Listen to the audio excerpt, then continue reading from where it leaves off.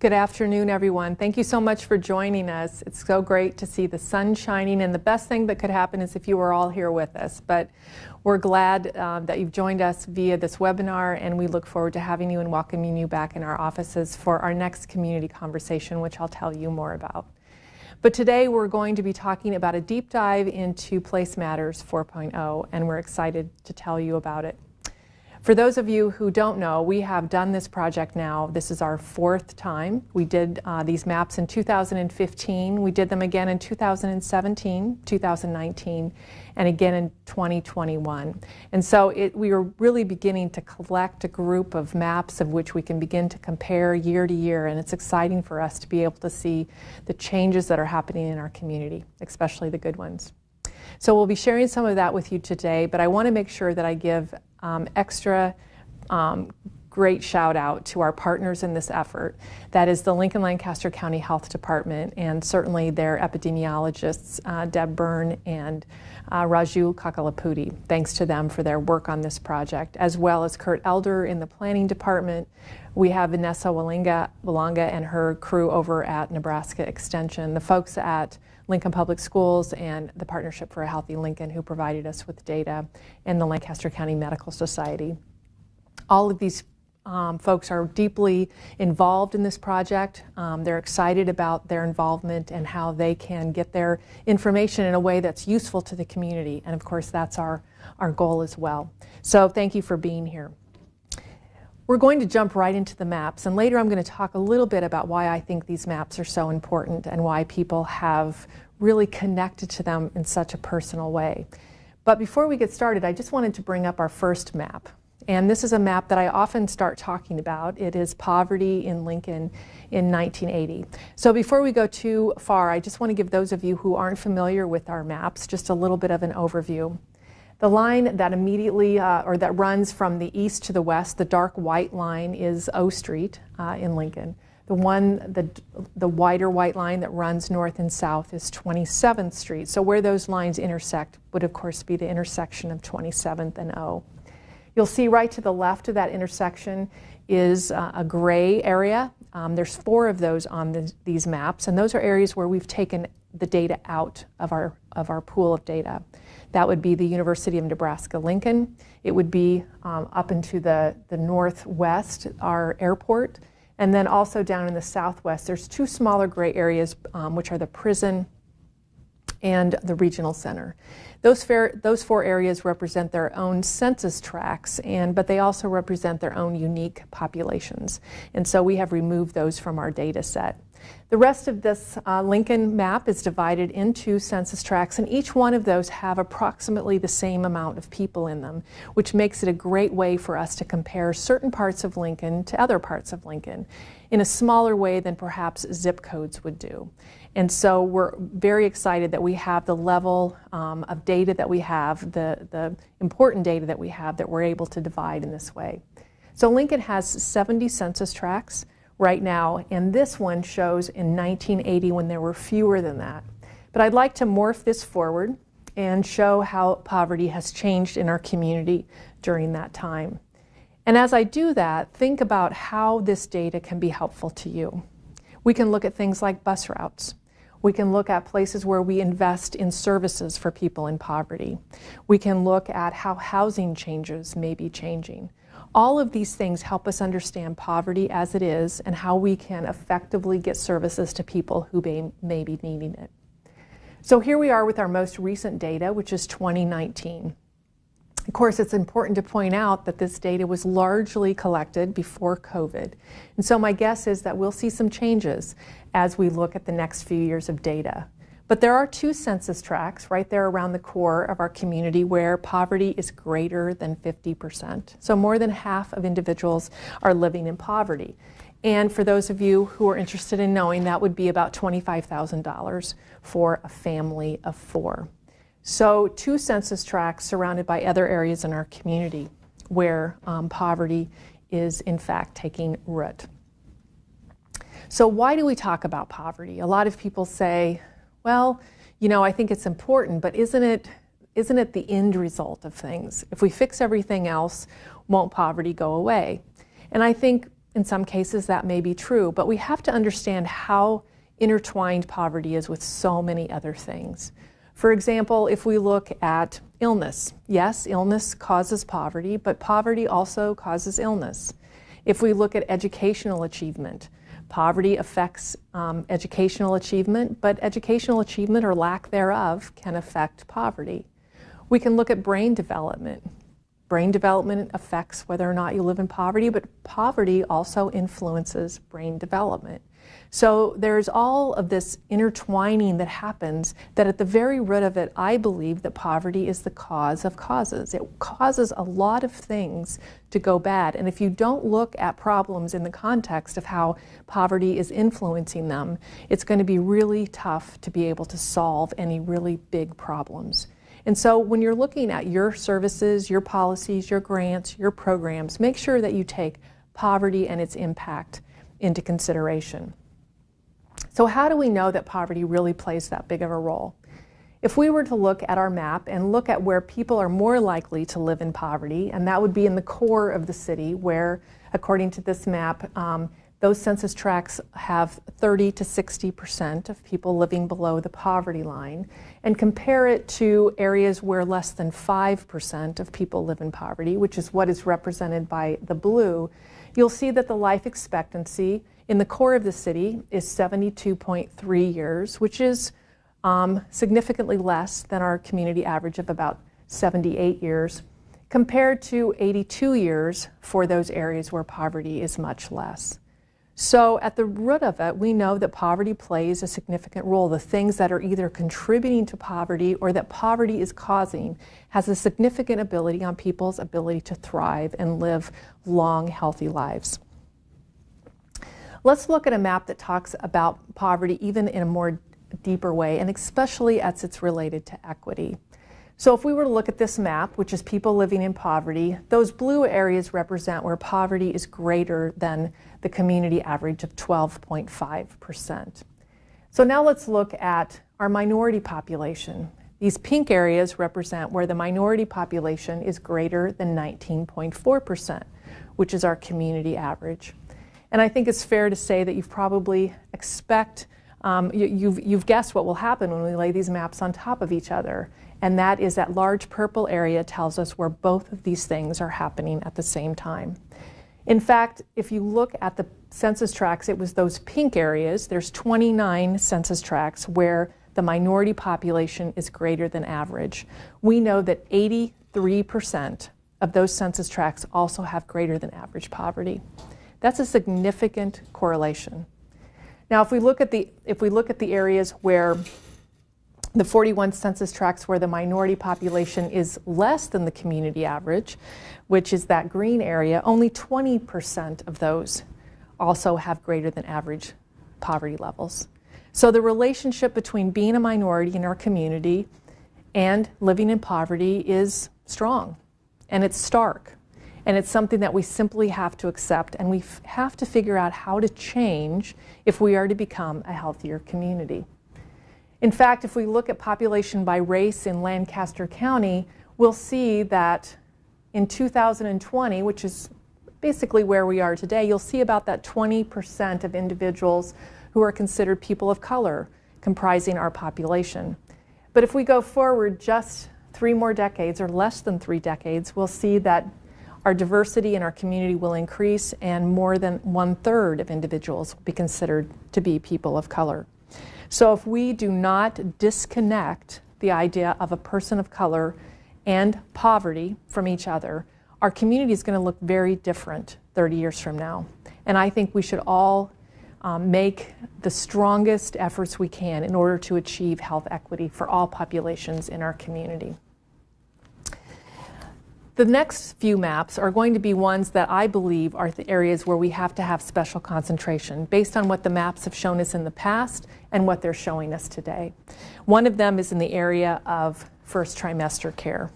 So why is first trimester care important? Well, we know it is in fact related to whether or not a child or a baby when born will have low birth weight. We also know that it's related to infant mortality. And so when we look at these things, we want every child to have the best start in life. I mean, what community wouldn't want to do that? But what we continue to see is there is a stark difference based on where you live if you are likely to get first trimester prenatal care. In fact, if you look in the very core of our city, what you'll see are areas where 30 to 40% of women are not receiving first trimester care. And so we need to, as a simple public health initiative, be able to assure that that's available to all women. And of course, who are the most affected? The unmarried women, it is those living in poverty, it is single moms, it is teen moms, it is those who are of color. So what I would challenge you to do when you look in this map is, it's not that we don't know. This map tells us clearly that we know a problem exists and we know where the problem exists. The question is, how do we change it? How do we deeply invest in these parts of our community and change this map to experience one that is in fact showing health equity among all women and their ability to access prenatal care.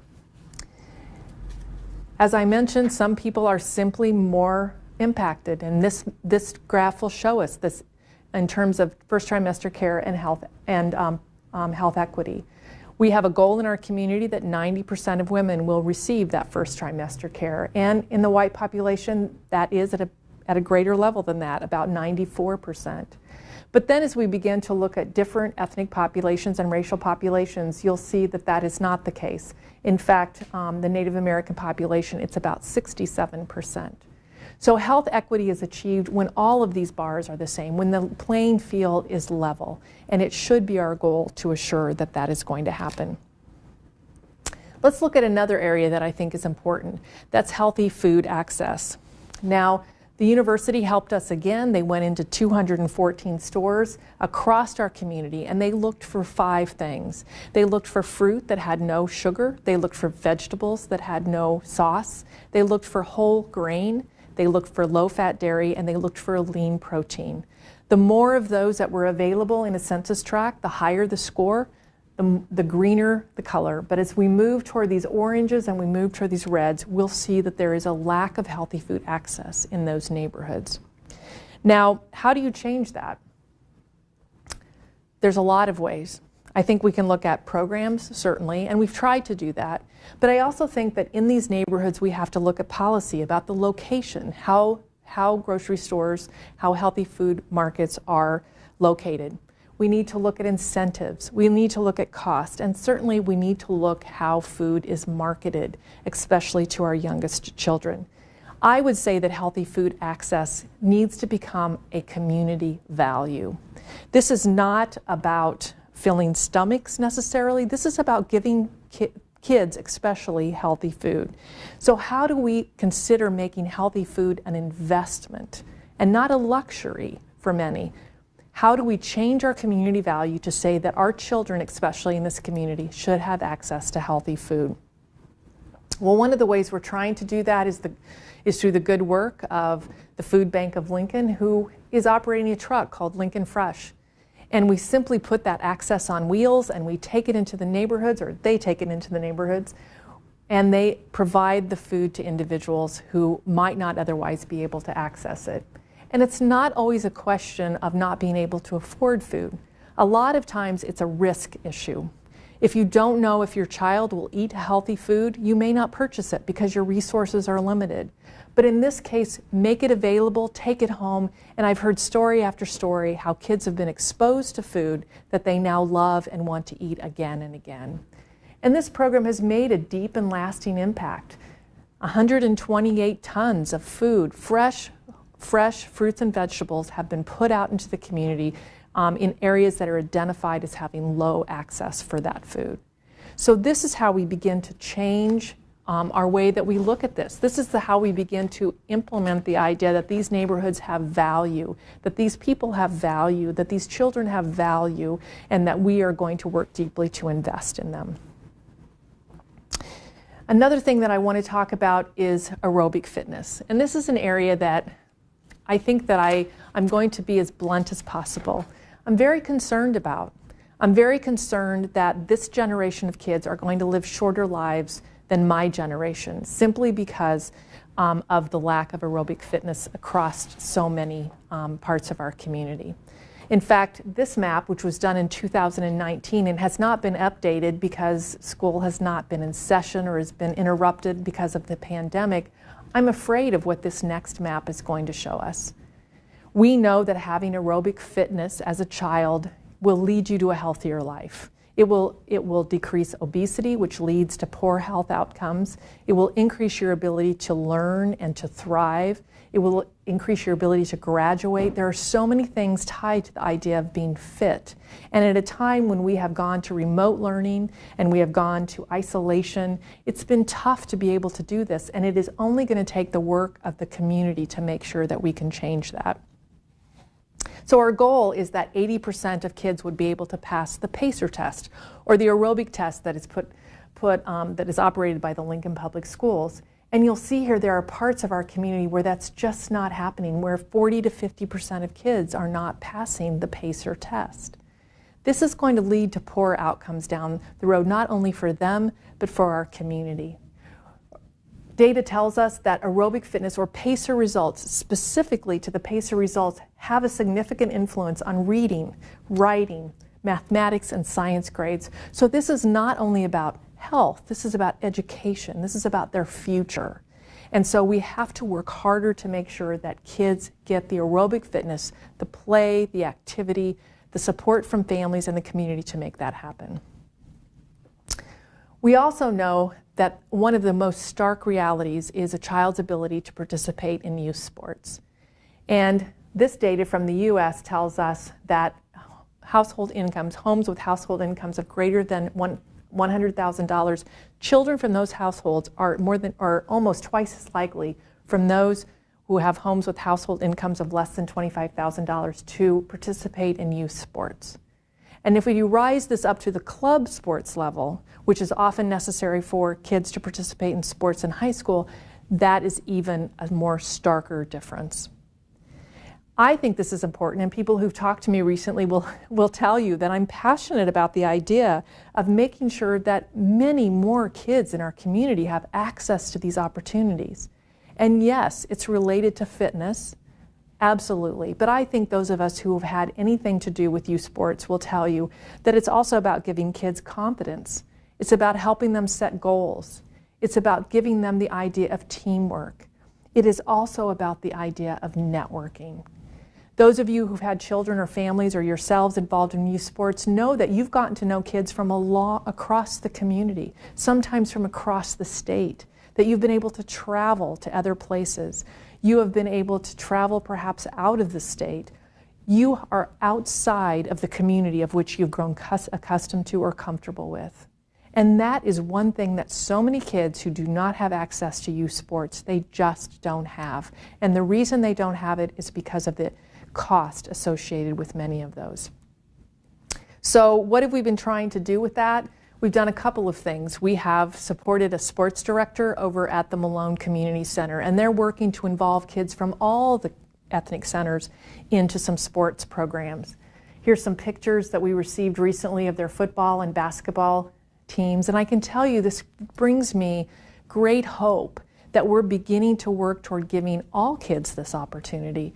As I'm looking at these pictures and I see them with their arms around each other, and I see them wearing medals around their neck, and I see them standing in groups with their coaches peering proudly over them, I'm thinking about the lessons they learned that were far more than how to dribble a ball or make a pass or kick an extra point. This was much more than that. And I think as a community, we need to create a value that every child who has the desire and the ability to participate in youth sports can be able to do that. In fact, our next community conversation on April 22nd will be specifically related to inequities in youth sports in Lincoln.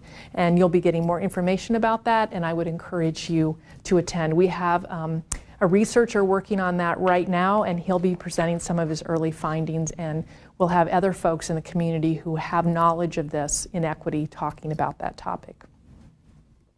So we have some new maps this year. One of them is related to our aging population. And A few years ago, I wouldn't have said this, but today I can say, you know, the older population of which I am part, the baby boomers part, we're coming. We're growing, and we're going to affect this community in a lot of ways. In fact, the baby boomer population started turning 75, of which I'm not, but started turning 75 in 2021. So that population has begun to really take hold and grow in our community. In fact, all baby boomers will be over the age of 65 by the year 2030. So this is not just demographics. This is about how this is going to change our community. Let's look at this map. This map shows us in the pink and the purple where more than 5% of those census tracts had a population of older adults, or 75 and older, back in 1980. The blue area, and the purple as well, is where these two overlap, the pink and blue overlap, tells us where those census tracts had a population of more than 5% of people who are age 75 and older in 2019. Look how much more of the community is being impacted by an older population since 1980. And this is only going to continue and grow. In fact, this is about housing. Research will tell us that only 10% of homes are aging ready or aging friendly. In other words, they have a street level entrance, or they have a bathroom and a bedroom on the first floor. And so many homes are not ready for the aging population. This is about workforce, not only that so many people will be leaving the workforce, but because the workforce is going to need to accommodate how to take care of an older population. Most affected, obviously, will be our healthcare workforce, and also affected will be the workforce of folks who are taking care of individuals in their homes and in places like assisted living and nursing homes.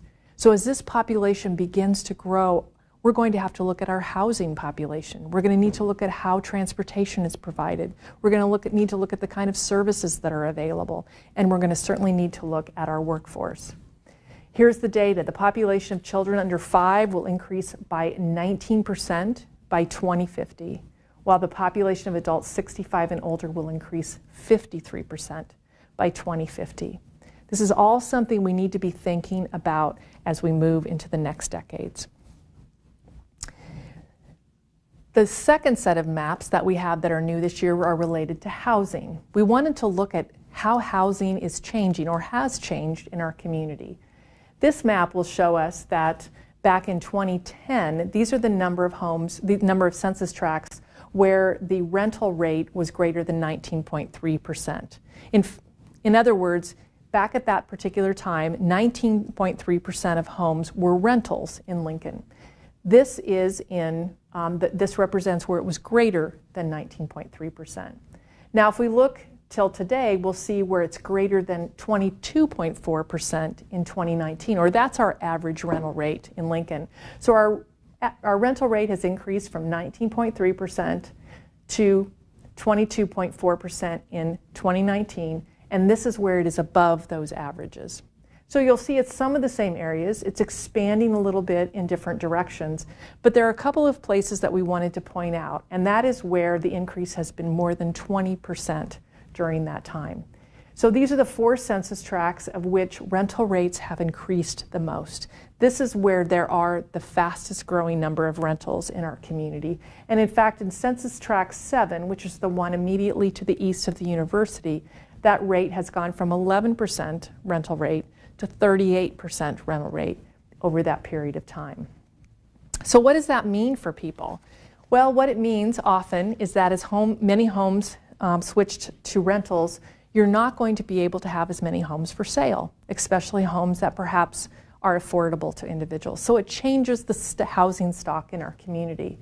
It also means as people live in rentals and often move, it challenges their ability to take root in a neighborhood, to get to know their neighbors, for their children to be able to go to the same school, for them to be able to find a place, a home. Home is a very, very important word. And to be able to stay in a place, be able to stay in a community, build relationships there is very important. It also means many times that these homes may be owned by people who don't live in Lincoln. They may be absent landlords, Or they may be homes that are left to disrepair, which means then we have an issue about quality of life for these neighborhoods. So while some people may choose to rent, which is perfectly fine, others are forced into rental. And what that means is that that is not being invested in an asset like a home, and that changes the trajectory of a person's life. We know that home ownership is one of the absolute best ways to achieve generational wealth, and that is being not afforded some people in our community. The last map really relates to the number of those homes. So we've looked at where they are, and so where is this happening with greater frequency than others? So if we look at this map, we'll see that in the green, this is where homes have changed from rental to owner. And we're only looking on these maps on this map from homes that have changed from rental to owner or from owner to rental. So here's where they have changed. Most likely, at least 50% of them have changed from rental to owner.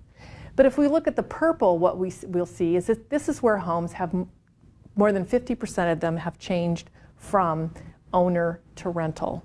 And you'll see it beginning to make a circle around downtown. Many of these homes are already, we have a high level of rentals in the core of our city, but we're beginning to get a circle around the core of the city, kind of that next layer of rental homes. Many of these areas were built in the mid-century, and so they're beginning to turn with more frequency to rentals as well. And you'll see that these are the homes where at least during that period of time between 2015 and 2020, that at least somewhere between 40 to 80 homes made that shift. And down here you will see where more than 80 homes made that shift. So why do we need to know this? We need to know it because housing is part of health.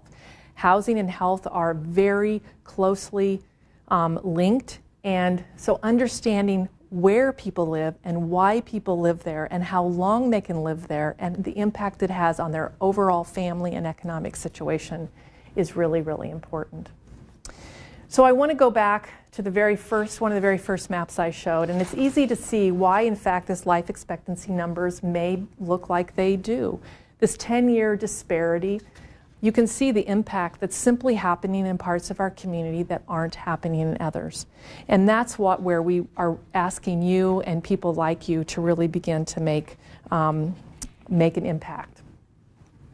I've often told the story of John Snow and his work on addressing cholera. In fact, back in London in 1854, when London had taken a stronghold on London, he began working on the idea of why this was happening and how he could change it. It's really interesting when we talk about Dr. Snow, because I spent some time getting to know him better, and I learned some things about him. I learned that he was not a particularly friendly person. He was a scientist, certainly, but he was also a person that was not very tolerant, and in fact not very kind, stories will tell you. And while he did do a great deal in proving that a pump in the middle of Broad Street caused this cholera outbreak, and in fact that by removing the handle to that pump, he changed the course of history, he didn't do this by himself. In fact, I would say that because he wasn't from the community, he didn't live there, his influence was far less than perhaps others. And particularly among those was Dr. Henry Whitehead. He lived in this neighborhood, he understood this neighborhood. He also was very taken aback by this terrible outbreak that was occurring to cholera in his home. So this is really a story about two men. It is about one who was serious and a scientist, but it was also about one that was, even though his picture doesn't show it, by all indications was a very kind, tolerant, friendly man. They did not agree. They did not agree on the cause of cholera at all. Dr. Snow believed through the data that it was caused by water. Reverend Whitehead, on the other hand, believed it was caused by the air and perhaps by God. So they formed this very unlikely friendship. But in doing so, they challenged each other, they pushed each other, they each brought their own talents, their own voice, their own perspectives. And I would say the same is true in Lincoln today. We're not always going to agree. I think that most recent time has proven that. We may be a scientist, we may be a skeptic, we may be an amateur, we may be a professional, we might be a Republican, we might be a Democrat, we might be young or old, or we may be newly arrived here, or we may be deeply planted. The power that this relationship had, and we all can have, is that there has to be a willingness to listen and to learn and to act, to challenge each other, to look at the data, but to look at it through our own eyes and our own perspectives and our desire to change the community. So what made this friendship special is that they chose to invest. They chose to invest in these people and in this place and at this time.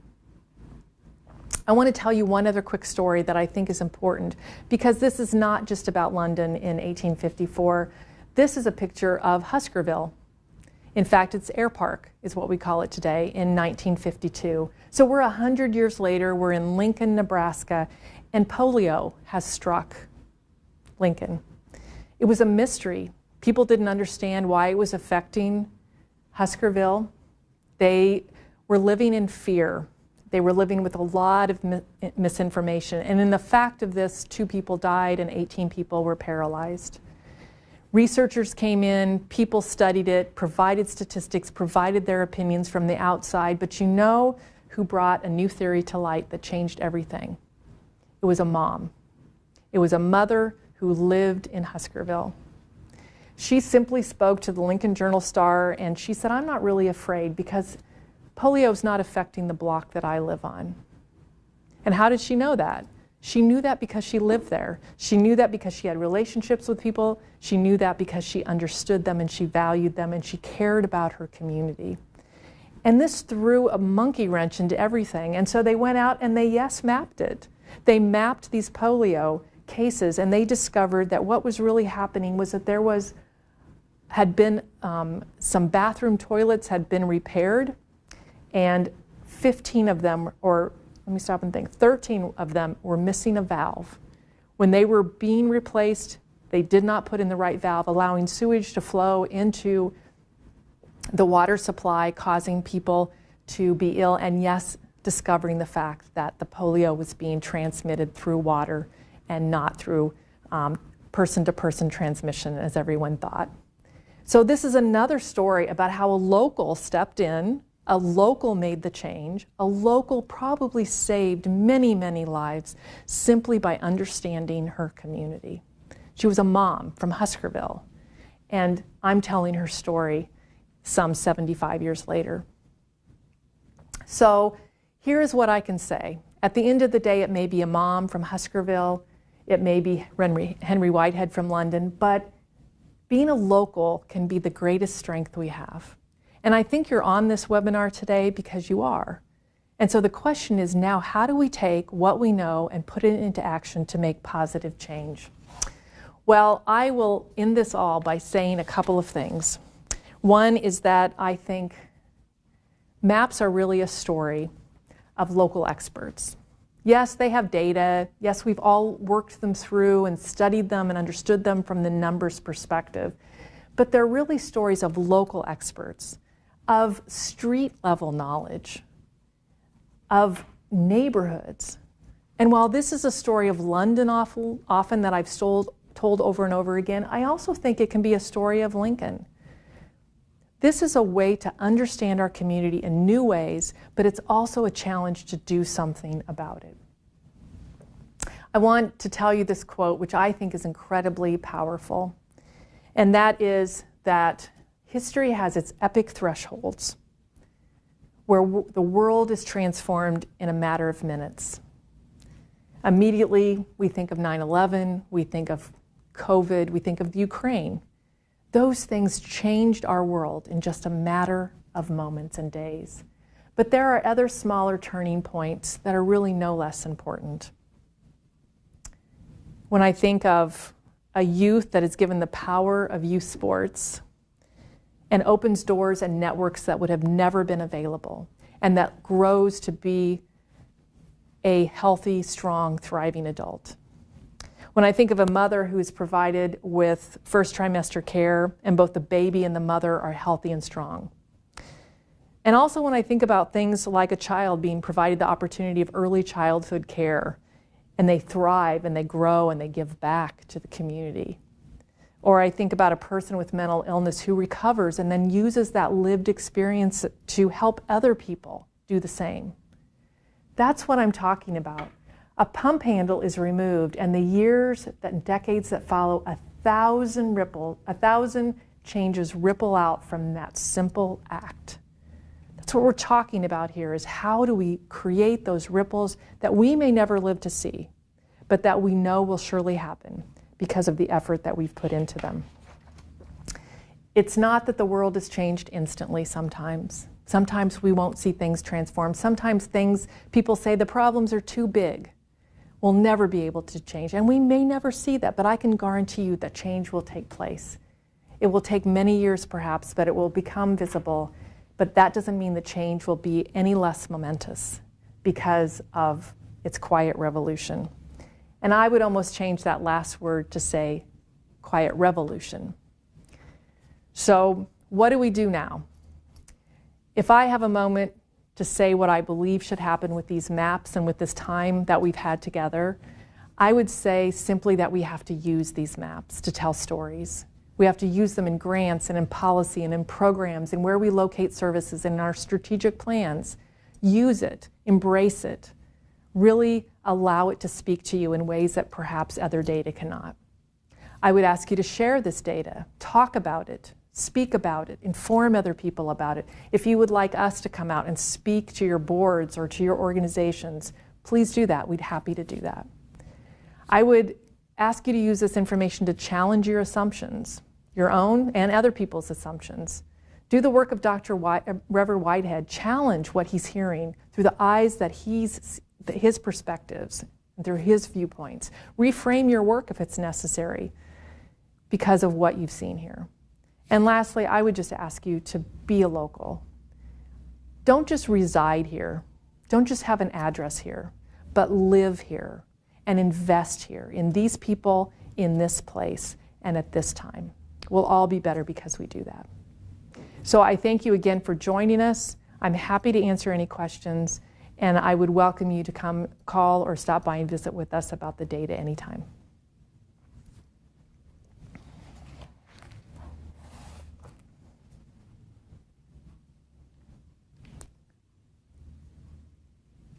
There are no questions at this time. No questions at this time. If anyone has any additional questions, please send them to us. We're happy to answer them, or I can give you a call. Otherwise, I would ask you to enjoy a beautiful day. The sun is surely shining, which I'm grateful to see. And I, again, thank you for your time and investment in listening to our map work and what it has to offer our community. Thank you very much.